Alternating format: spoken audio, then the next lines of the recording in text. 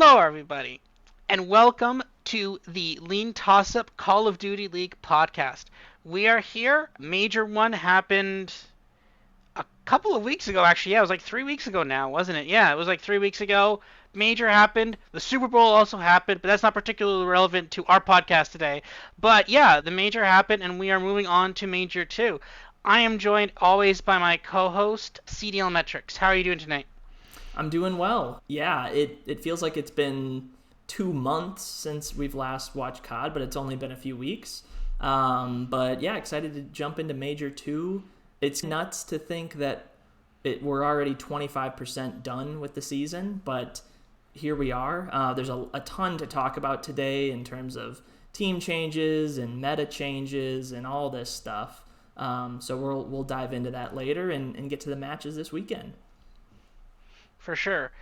And I think it's a very interesting. We're now in the part of the season where we're now in these parts where there's only, I think it's what, 8 games a week, right? Yeah, it's 8, right? Because two on yeah, two Friday, 3 Saturday, 3 Sunday. Yeah, So we'll we're down to. alternate. Yeah, between 8 and 9 every week for the next Mhm, 5 weeks. So we're gonna mhm. have 6 straight weekends with COD, which is great. But there's just the days are limited in terms of how many games there are. So it's good to see that we Yeah. won't have a break for a while. But yeah, a little bit of a bummer that the days will be so short.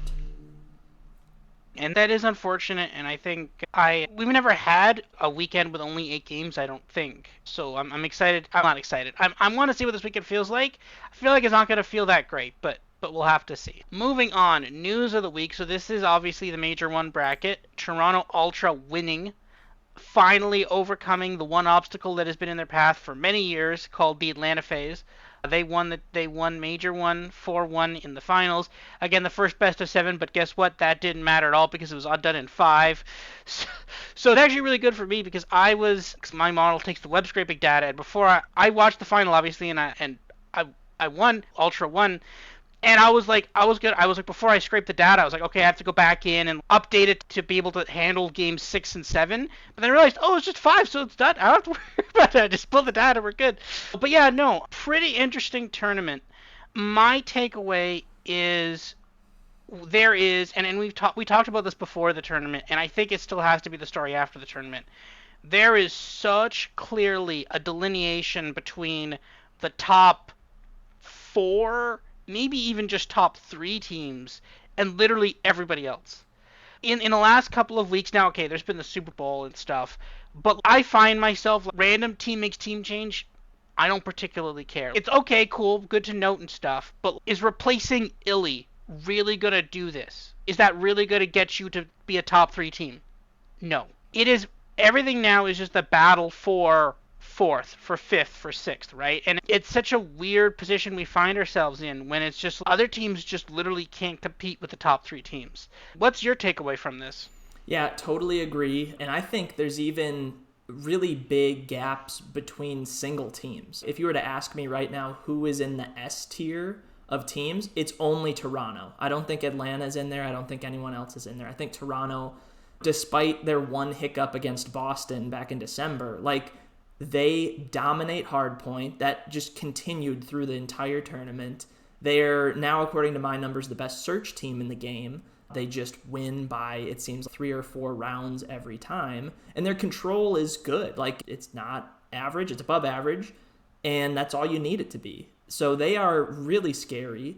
FaZe, I think, are a tier of their own as well. I think they have beaten everybody they've played, except they've lost to Ultra now twice. Once in the winners final and once in the grand final.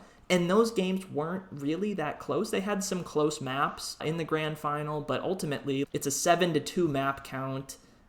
FaZe has shown weakness in other series as well, but they're still FaZe. They're still phenomenal.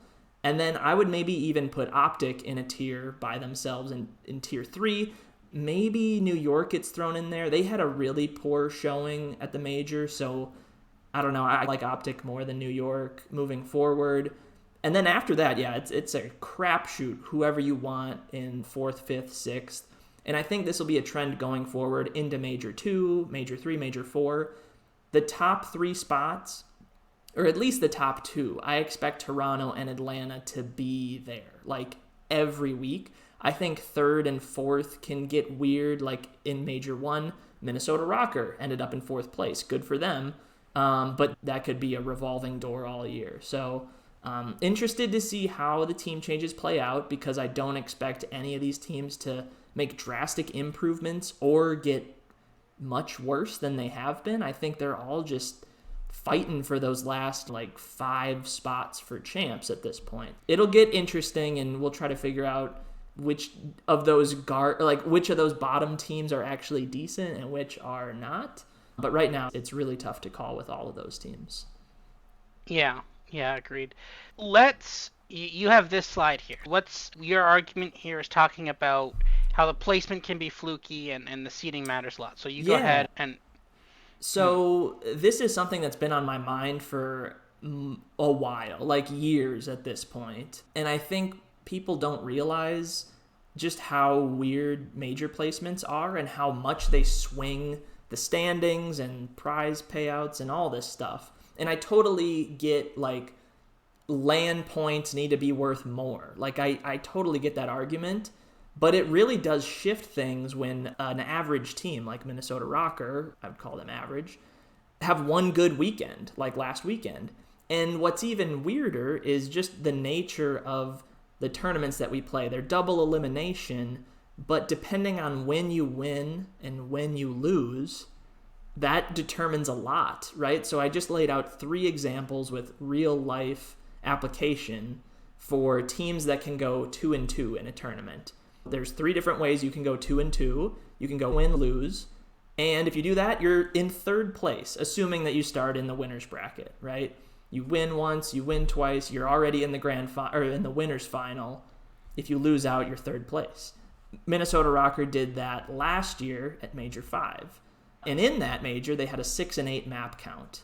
So well below 500 in maps.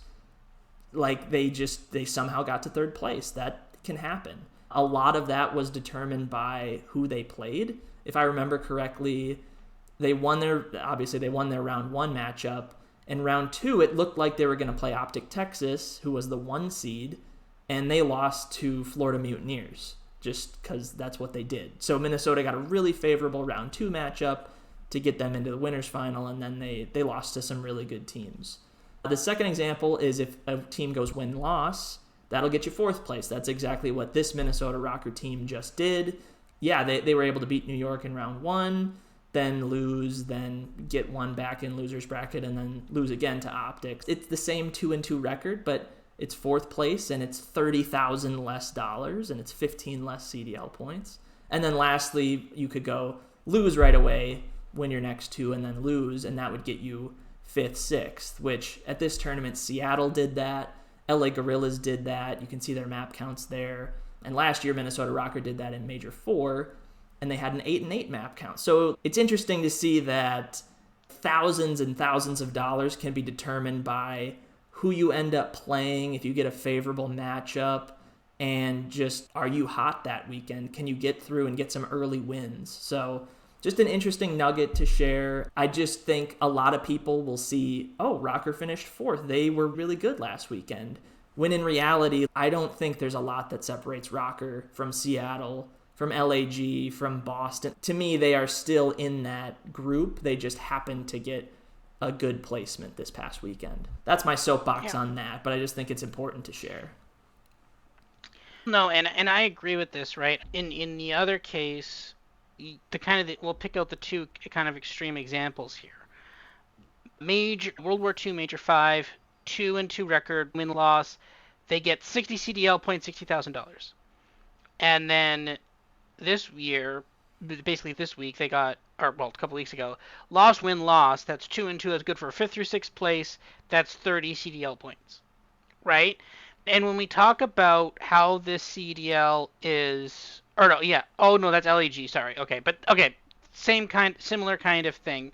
Now, basically, so that game I think went to 5, if I'm not mistaken, right? But again, this is between LAG and Minnesota. It was a kind of a close game. Minnesota pulled it out in the end.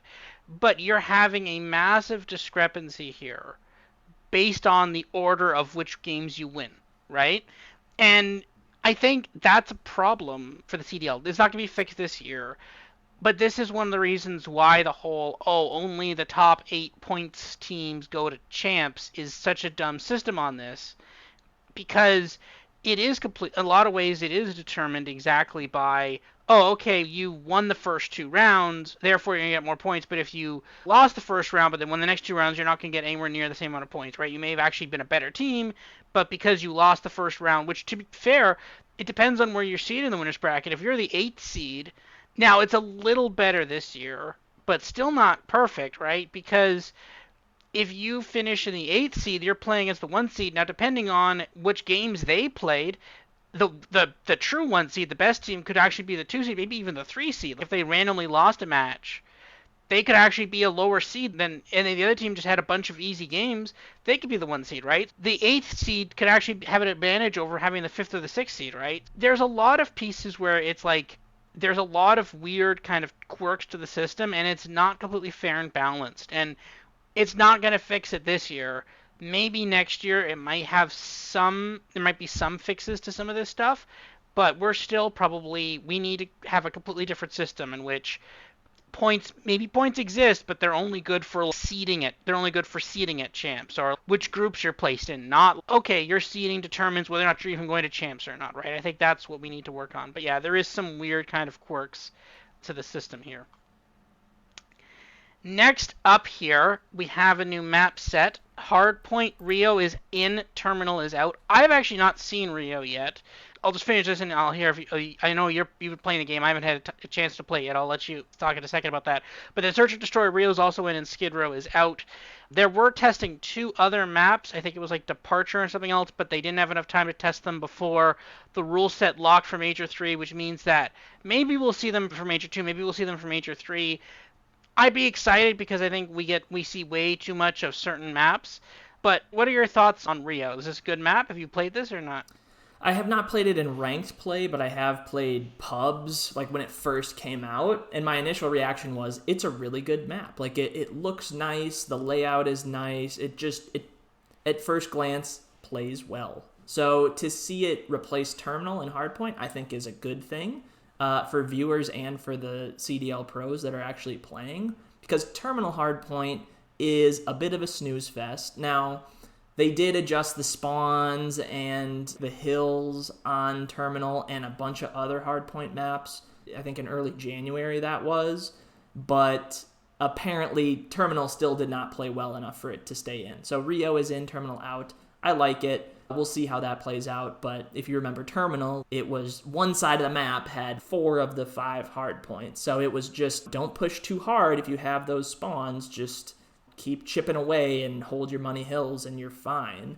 So Rio, I think, will be a little more interesting just with better hills. It's a little more fast-paced because there's that one building in the middle and the outskirts. You could have some longer AR fights maybe, but good for Hardpoint. Search and Destroy, this one was a little bit of an oddity, and we'll talk about why it maybe happened in a bit. But again, Rio added to Search, so we're going to see it a lot. We're going to see it in Hardpoint, we're going to see it in Search. We play those games a ton. Skid Row, being the map that's out, is a little bit curious. I think if you ask the average person which Search and Destroy is the least fun to watch or least fun to play, I think most people would say Terminal again, but for reasons that we'll get to in a bit, Skid Row is the one coming out. We'll see if this helps or not. I don't mind watching Skid Row Search and Destroy. Is it the best? No, but I don't know. I imagine Rio will be better, but will it be that much better? I think I'm mostly indifferent on that move, but I'm happy to see Rio in for Hardpoint at the very least. But if you want to cut to the next couple of slides, we'll have kind of a breakdown of what this means for the teams themselves. So I listed each team. They're in order of win percentage for that mode. So this is Hardpoint we're looking at right now. The second column in is their overall win-loss record and their win percentage. The column to the right of that is their win and loss, but without Terminal in the rotation. And then you can see on the far right what is the change in win percentage for those teams. As you can see, this is actually a boost for Ultra. Their one loss in Hardpoint was a terminal loss against Boston back in December. On the current map set, Toronto has 0 losses in Hardpoint, so that's scary, but it is what it is. For the other teams, it's pretty marginal. Not a lot of them played terminal that much. The biggest jump for any team is Subliners. They were 0-3 on terminal, so they get a pretty big boost up in terms of their hardpoint map pool. And one other thing I want to reiterate is we don't know what these teams are going to be on with Rio. New York might be equally as bad on Rio as they were on terminal, and this meta change might not mean a lot to them. But at a glance, it looks very good just knowing that they're getting rid of a map that they were 0-3 on. We'll see how things shake out. For a lot of teams, the percentage change is pretty small, pretty negligible. But if they happen to be really good on Rio, then it means a lot. Hardpoint, a little less interesting, but I don't know, anything jump out to you in terms of the win percentage changes for these teams? Yeah, again, just the stat you said, it's funny that Ultra's only hardpoint loss went onto the map that got removed. That's funny. But I will say this does help Subliners a little bit. Not fully, they were 0-3 on it. Subliners have been struggling. But the thing is, their struggles have been just broad based rather than focused on one map or so. So I think that's maybe a little less incisive, in a little less important than we. But yeah, you can really see obviously ultra 100% win rate. Like you see the clear breaks like 100, 67, 60, Sublime 58, Phase has struggled a little bit in hard points, and then everything is like 50, 50, 40s, right? So at Thieves, poor Thieves.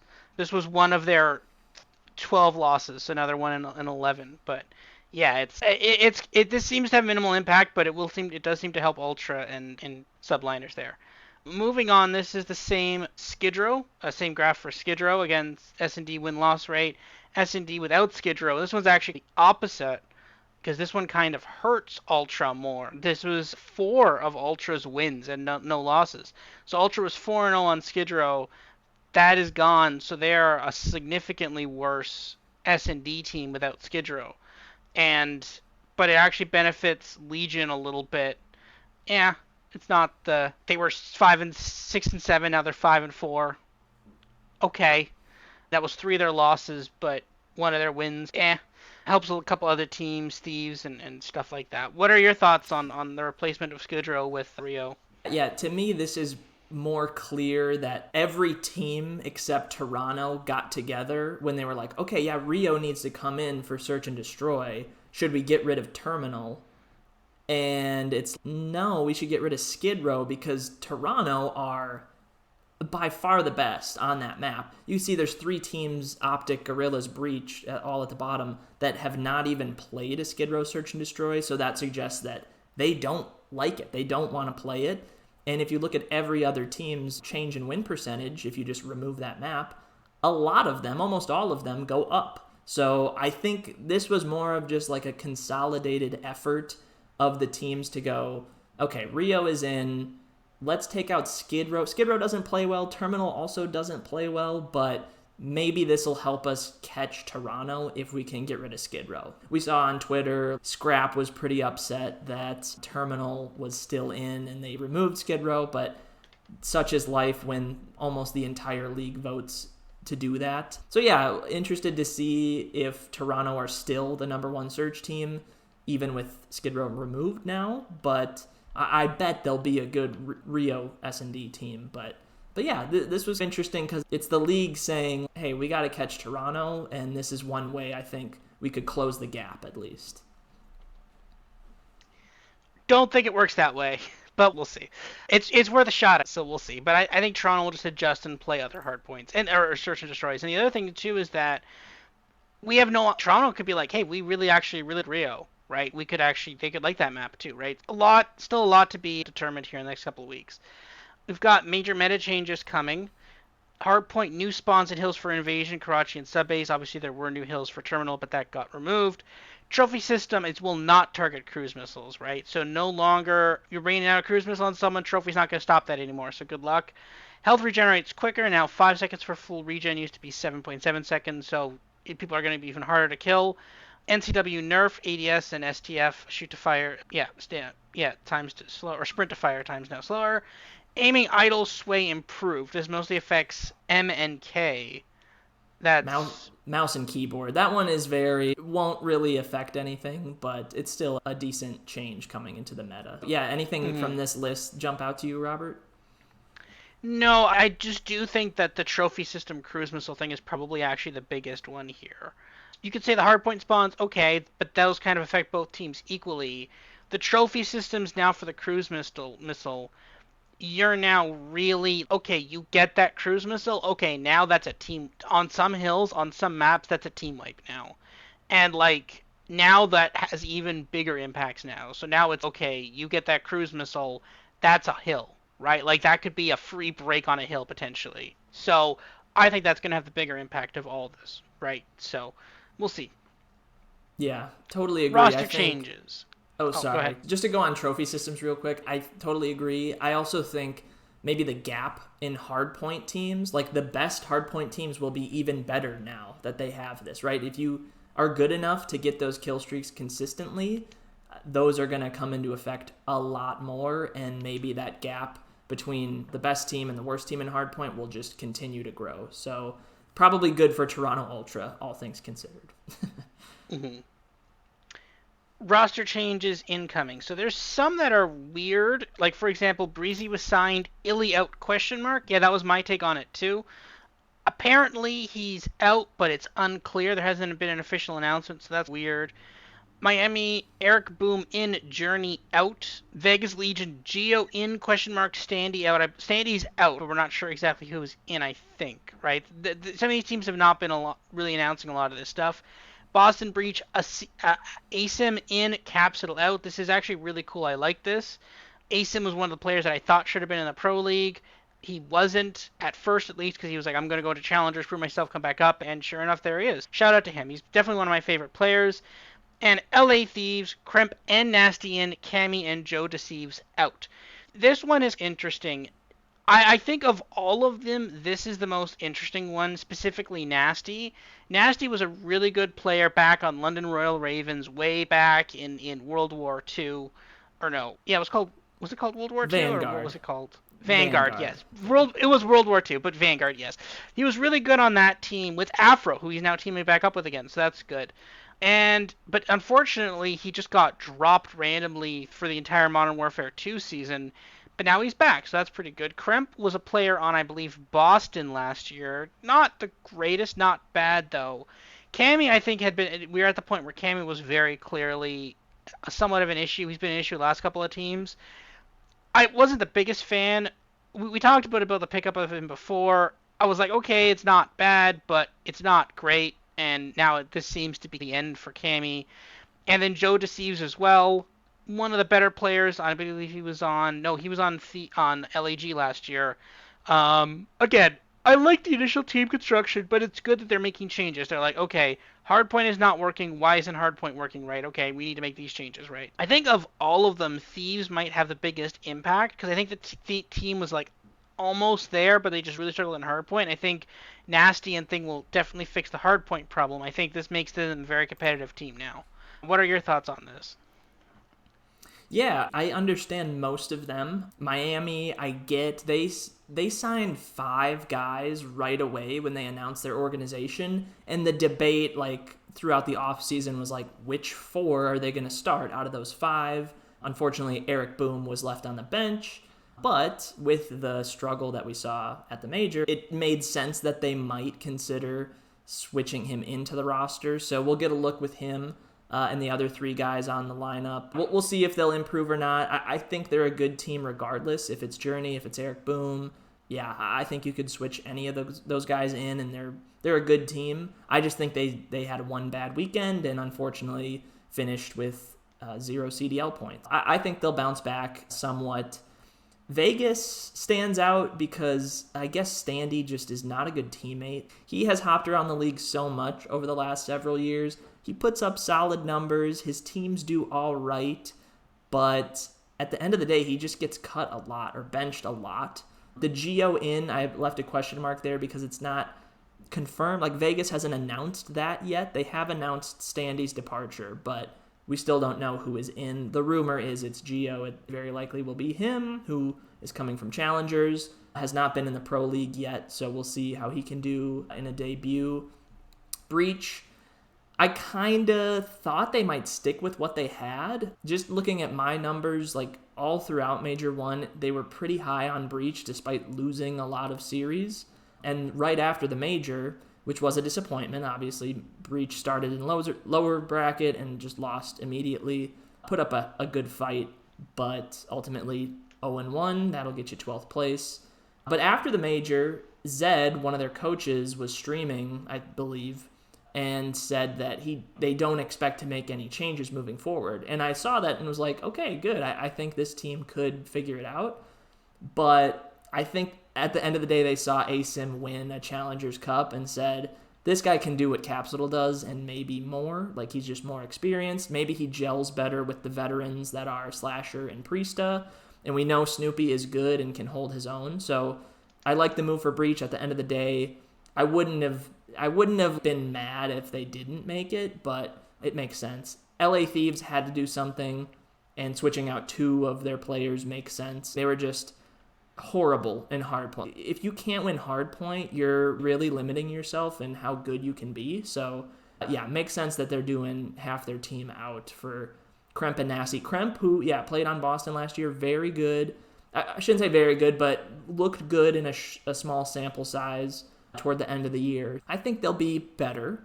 That's not saying much considering that they were pretty bad, but yeah, that's where I stand. Seattle, Illy out. An interesting move. I think Illy deserves a spot in the Pro League. We'll see how this Breezy or Brezzy, however you say that, guy is. He's coming over from France, Challengers player.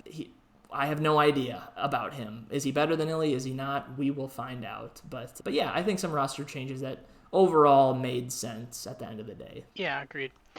Okay, so this is a graph you've constructed here about search and destroy round win versus first blood percentage. Clearly correlation here. You can go ahead and explain that. Yeah, actually, there always is, obviously. If you get a first blood in a search and destroy round, it does help you win the round. Unsurprisingly, you got to get kills, and if you get the first one, that helps. I do want to say that, and I haven't run the numbers on this year versus last year versus the year before, but to me, it just feels like first bloods matter less this year. The correlation is strong still within the teams, but it's not perfect. So that I'll have to come back to, look at previous years, see how strong that correlation is, and compare it to this year's. Because you see a team like Miami, they stick out like a sore thumb. Like, they're winning almost half of their rounds with a first blood percentage under 40%. So they are really good at converting rounds when they're in a 3v4 disadvantage. Will that come back to bite them? Maybe. Now they have a roster change incoming, so that might also change things. But yeah, just interesting to look at where the teams fall and how variable it can be. Toronto, obviously, in a tier of their own, winning rounds at an unbelievable rate, with a good first blood rate as well. But like, you compare a couple teams like Atlanta and Seattle, pretty comparable in terms of the amount of rounds that they win, but Seattle do it with a man disadvantage a lot, and Atlanta do it with the best first blood rate in the league. So curious to see how those teams flip. I always struggle with, do I trust teams that are good at getting first bloods, and maybe like a team like Boston, like really high first blood rate, but bad at converting that into round wins? Or would I rather be a team like Miami that struggles to get first bloods, but still somehow wins a lot of rounds? So I'm not sure which one is the sticky stat, but I'm curious to see how these teams shift as we move into Major 2. And obviously there's that big cluster with Vegas and Texas and Thieves, and I think Rocker are in there. Curious to see if those teams separate at all. But yeah, any thoughts on First Bloods?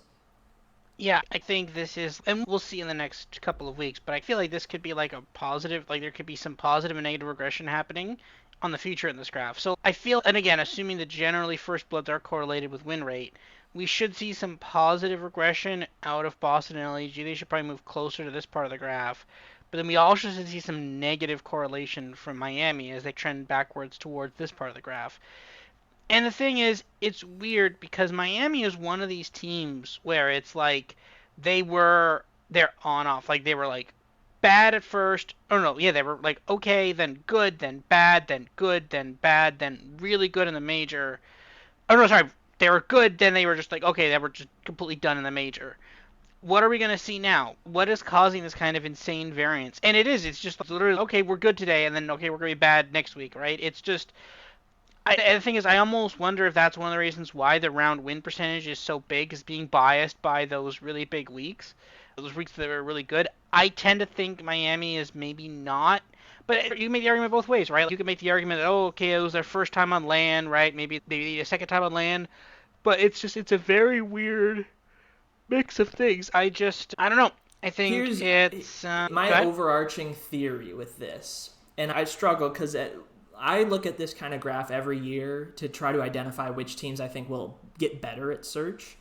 Because search is, like Doug said last week or at Major 1, like search is fluky. Like the best teams in a given year are around 60% win rate. Obviously, this year, Toronto through a quarter of the year are well above that, but expect them to drift back towards 60%.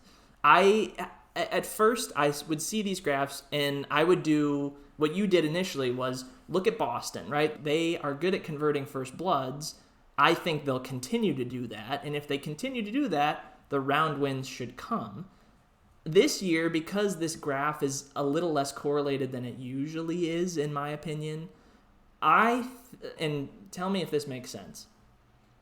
In Search and Destroy, a first blood is maybe the least important kill a team gets in determining their round. If you're first blooded, you're now in a 3v4 situation, which to me it's not ideal, but it's better than being in a 1v2, right? It's better than being in a 2v3. Your numbers are still pretty good, all things considered. If there's ever a time to come back and even the odds, I think it's after you get first blooded. That I'm starting to lean more in that direction of I want to believe in teams that are good in a man disadvantage, be able to adapt their playstyle to get more first bloods. So I don't know. We'll see how this shakes out, but it's a really interesting thing to talk about. But I should ask Doug, Mm-hmm. honestly. He would probably know.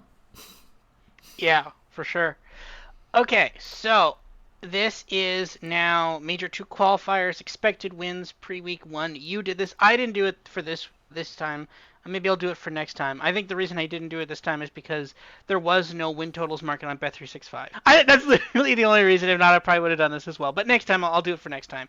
But anyway, so yeah, you've got Ultra leading at 6.57, Atlanta at 5.45. You got Texas down about 5. So again, look, clear top 3 here. That's the takeaway from today's podcast. And then everything downhill from there. Interesting you have Miami as the 4th seed. I guess maybe they have a couple of good weeks and a couple of bad weeks in there, but I guess they have more good weeks. But yeah, it's interesting that you have Thieves. But again, this is the issue with making this kind of forecast, right? Is the fact that all the data points to Thieves being not good. And what happens if they are good? Then all of a sudden they blow this all up, right? Yeah, I think this is pretty much what I'd expect. Again, a lot of teams cluster around the 3 wins. That's a 3 and 4, but some of them are going to be 4 and 3, some of them are going to be 3 and 4. And then we go from there. But it is interesting, though, that you have LAG and Minnesota down here in the losers bracket, considering the fact that they actually went all the way, and basically the winner of this game got to play on Sunday of Major 1, and you're saying, yeah, but they're not even gonna make the winners bracket. That's interesting. And I think that part of it is scheduling. Part of it, they're playing some better teams, but at the same time, I think it's interesting that that's your forecast. What do you think about that? Yeah, first off, I just want to say this graph is skewed just due to the small sample size we still have. Like 60 games in the league, which sounds like a lot, but when you look on a team by team basis, it's like 8, 9, 10 games each. So not everybody has played everyone else. Half of the teams are running out a new lineup, and the meta has changed drastically. Both the maps that we're going to play, and the like health regeneration, the trophy systems. There is a lot different with Major 2 than Major 1. So to me, these numbers should really compress, but just I ran my model and I was like, let's see what numbers we have. Toronto are at 6.57, which is way too high. They're basically like a 90% favorite in every match outside of when they play phase. But even then, they're like an 80% favorite. Maybe is justified because they did beat them twice already. But to me, Toronto are way out in front and should be a little further back. And then, yeah, we talked about those other two teams. Atlanta, very good. Optic, good showing. They've been steady all year. And then it's that big cluster of we have no clue how to figure this out. And you said it already, like scheduling. That is huge, even with 7 qualifying weeks or 7 qualifying games. Yeah, Minnesota, who are, in my opinion, a league average team. You have to play Toronto. You have to play FaZe. Good luck with that. And you have to play Optic. Like 1, 2, 3, you already lost to Optic. I just don't see any wins there. Maybe they get one of those, but then you're asking them to do what they did last round, which was, they started 0-4 and then they won their last 3 to make winners bracket. So it's tough sledding for them.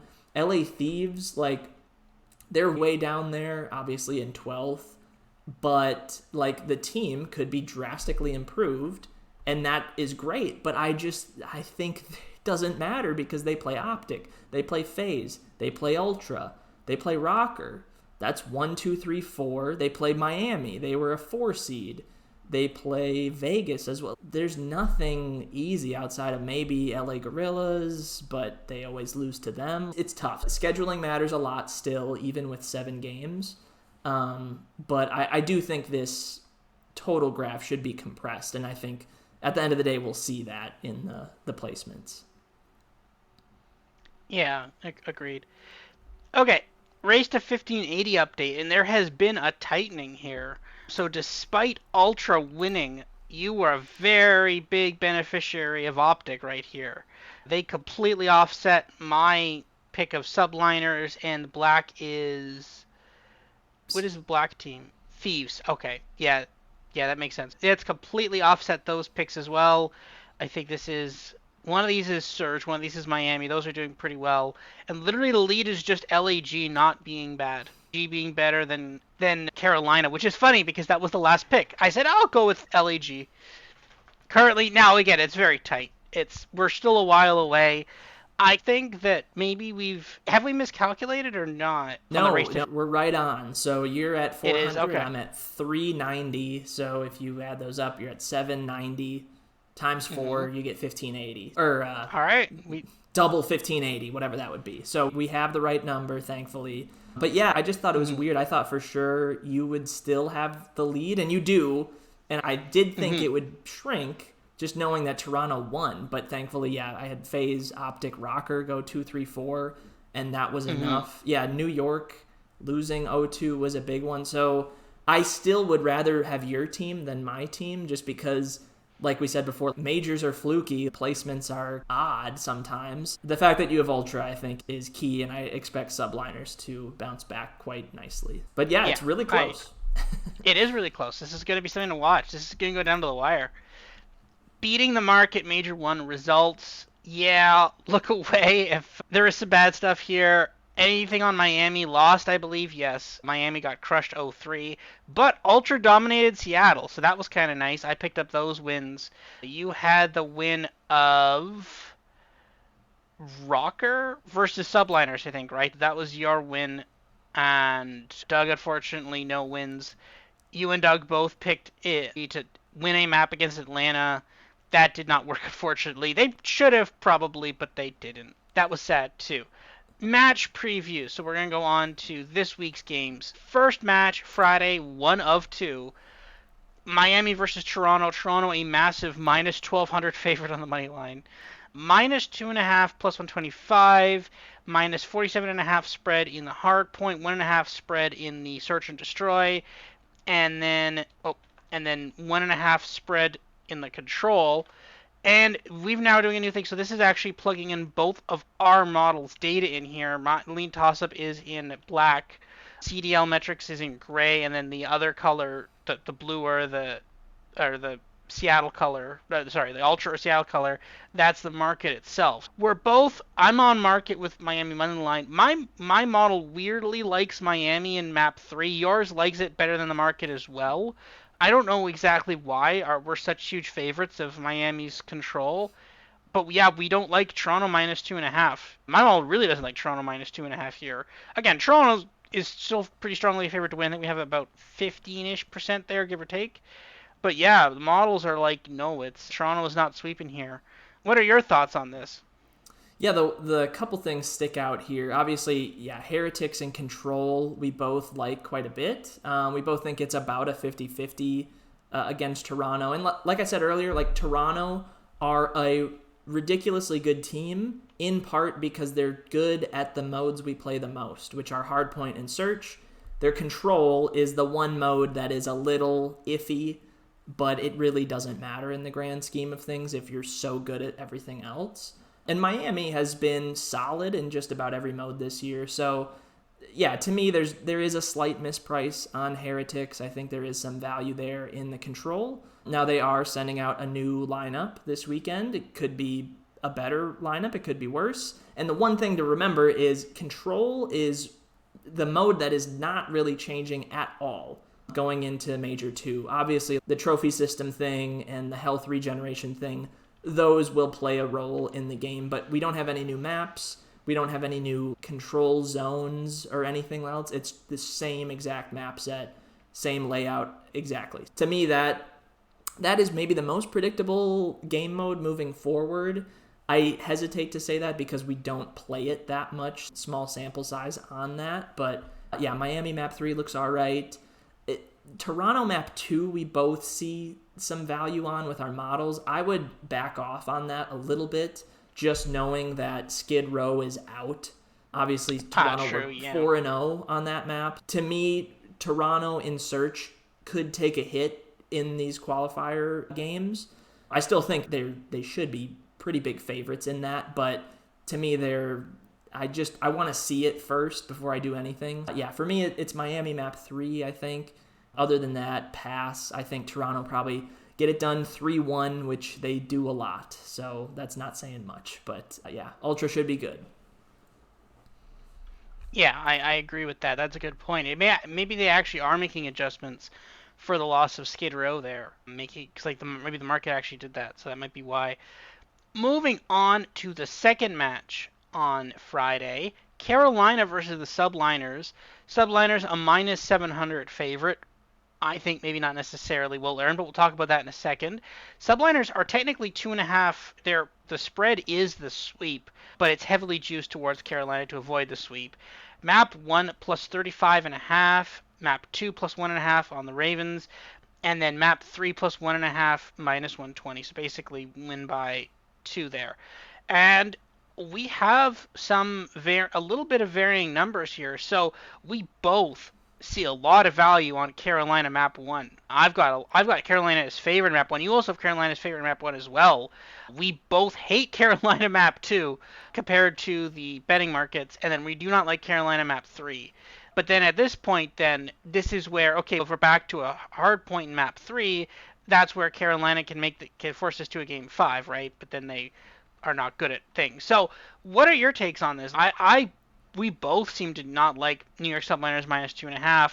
We have some value on Carolina plus 2.5, but it's heavily shaded there already, so you're not really gaining a lot there. Do you see any plays here outside of maybe Carolina map 1 and something like that?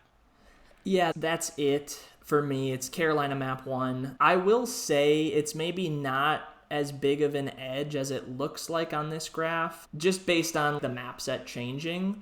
If we remember, like, terminal hardpoint out in the map pool, and that actually helps New York the most out of any team. And if we look back on these two teams played at Major 1, and Carolina won 3-1. That included 2 hardpoint wins.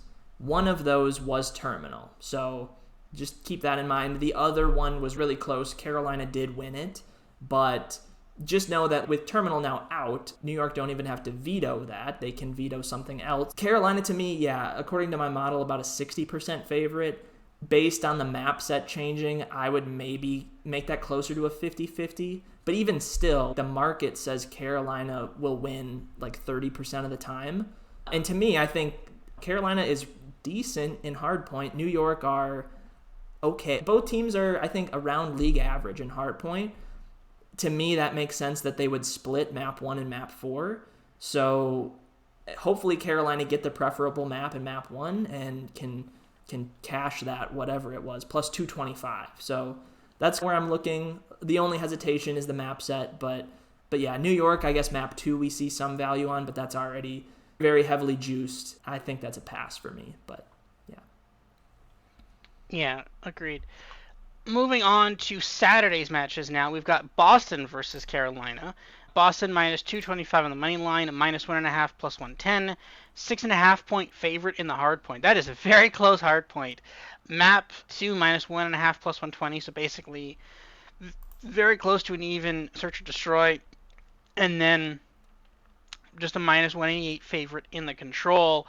As you can see here, I'm a little. You're right on the market with Boston money line. I'm a little lower. We both seem to not like Boston in the hard point, but to be fair, a seam coming in for Capsule could change that a little bit as well. Or we could just be higher on Carolina than the market is. I think that those are both somewhat equally likely. We both really like Boston map 3 for some reason for in the control. And yeah, we're out a little lower on Boston with Carolina, a little bit more in. I like my mom likes Carolina in the search. You don't. What are your thoughts on any plays you see here? Yeah, obviously a tough spot for Carolina. This happens most every weekend where the last team to play on Friday gets the first game on Saturdays. Not a lot of time to prepare for Boston, and a new Boston team at that. Carolina is in a tough spot. I think this is obviously more winnable than the Boston or than the New York game. But yeah, I'm curious to see how ASIM looks on Boston. Boston map 3 I think is value, and you could definitely go there.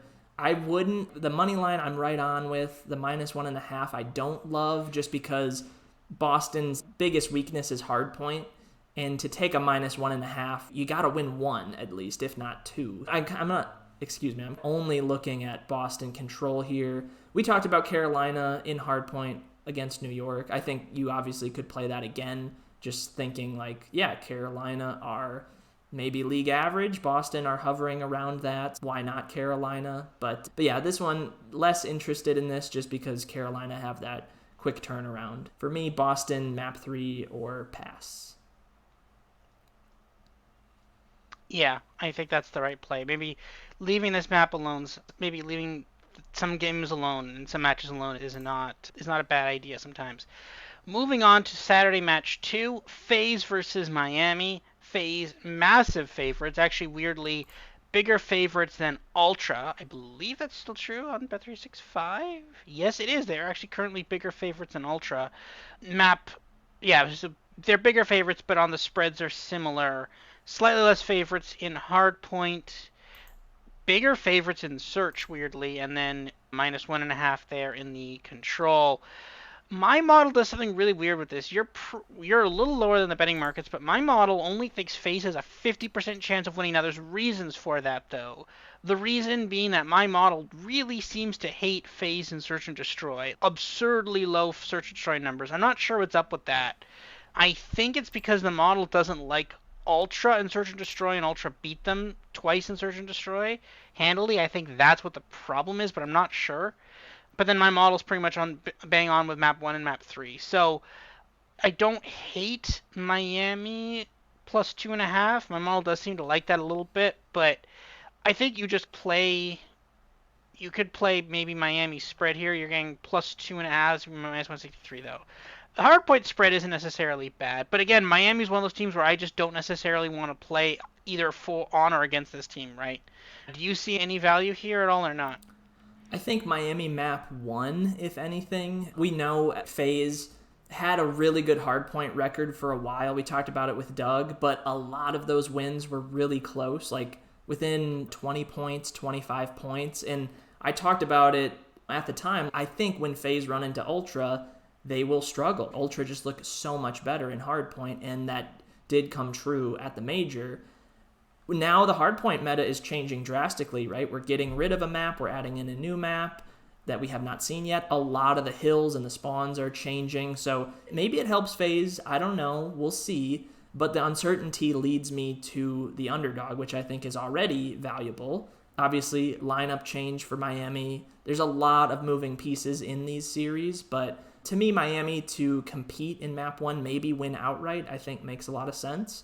And one other thing I want to make note of is, so you mentioned Atlanta map 2 sticks out in a weird way, but this is a good game to test that like first blood theory on, right? FaZe have, I think, the second highest win rate in search and the highest, or maybe third highest win rate and the highest first blood rate. And we looked at that graph earlier. Miami, despite not getting a lot of first bloods, win a lot of rounds. So this is a pretty much head-to-head for that theory to see what happens. But yeah, at the end of the day, I'll take FaZe to win, but I think it very well could go the distance just based on FaZe's slight inconsistency in hardpoint. Yeah, I'm really gonna depend on what I see from Miami game 1. We see a good Miami compete with Ultra. I'm immediately betting Miami here, like 100%, especially in hardpoint. So we'll see though.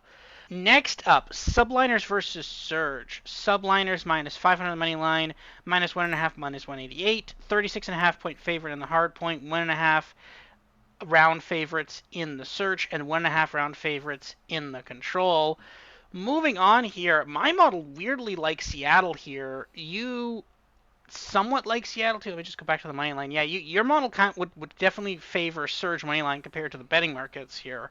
I'm not sure why. It's my model and my model really hates subliners in Surge. You hate them a little less, and the market seems higher on subliners in map 1 and in map 3 than us, but we both are really low on subliners in Search and Destroy, which just happens to be the 5th game mode, which determines if you win or not. So I think it's a little interesting. I think this is definitely a Seattle play. We both see some value on the Seattle plus 1.5, and maybe even a play on the money line, and just see how they'll figure, like, just hope they find a way to get there, maybe through a hard point or something.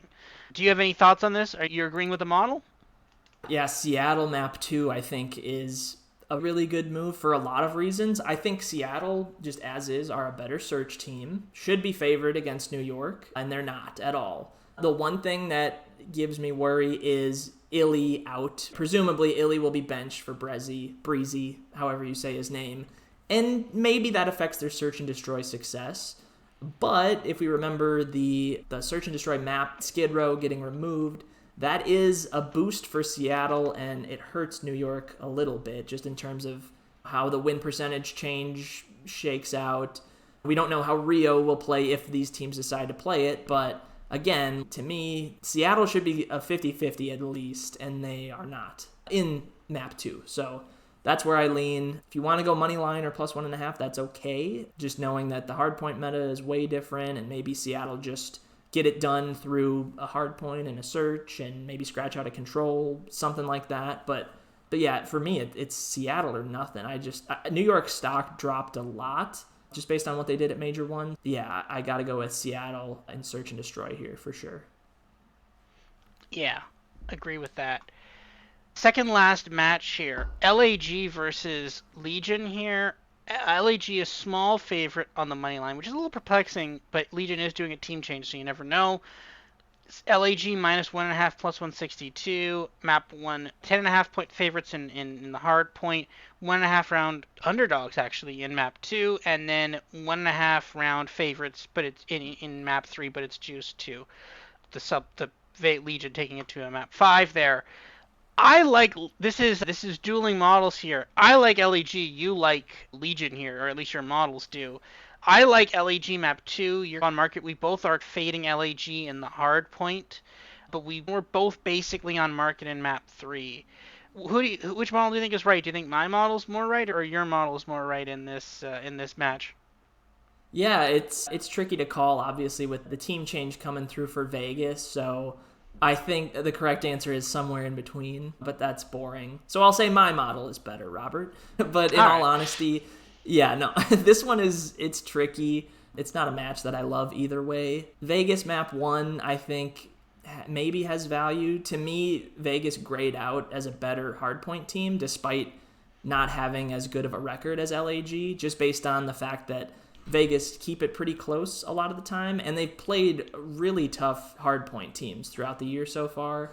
So I think against some easier competition, they maybe can get it done. That being said, Vegas is even money in map 1, and I think that's close to. So for me, there's not really much here. I think it'll be a competitive game, and I'm curious to see how the new Legion team looks. But yeah, we'll see how it shakes out.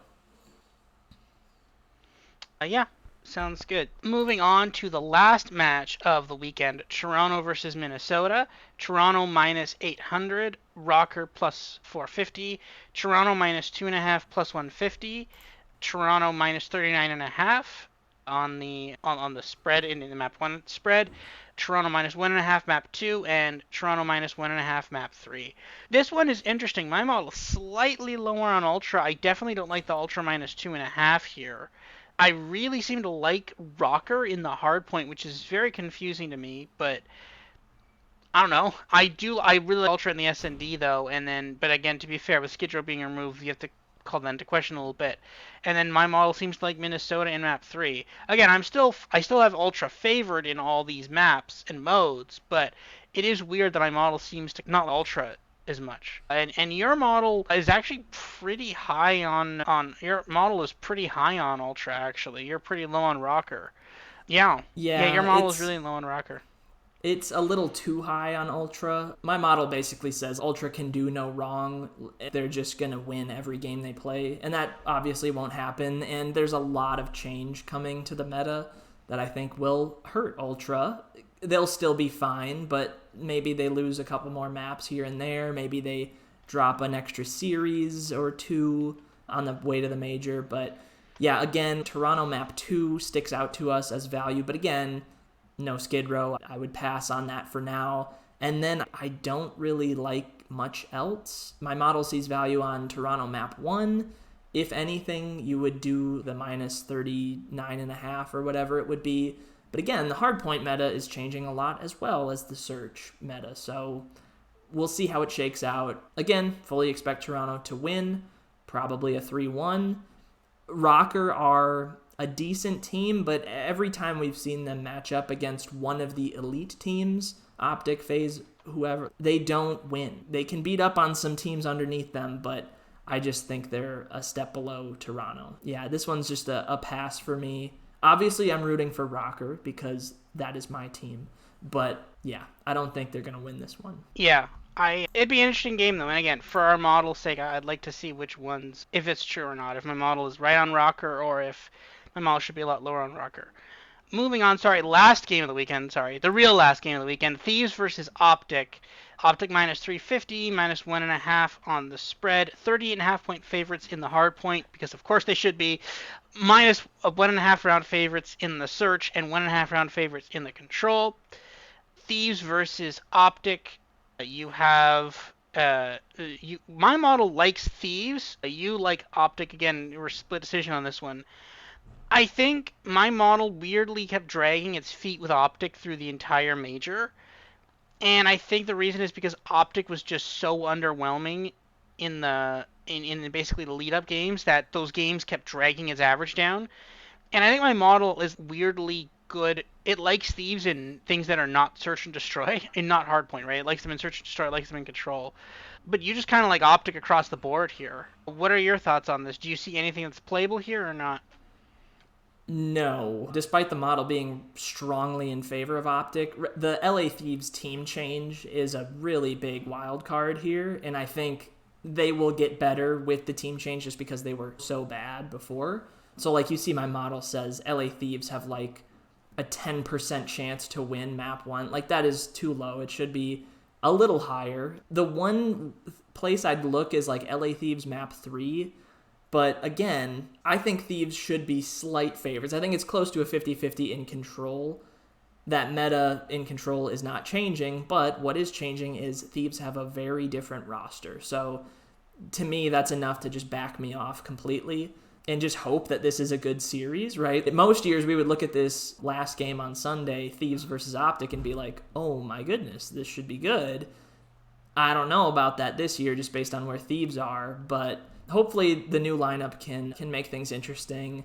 I think Optic are beatable. They're not Toronto. They're not FaZe, I don't think.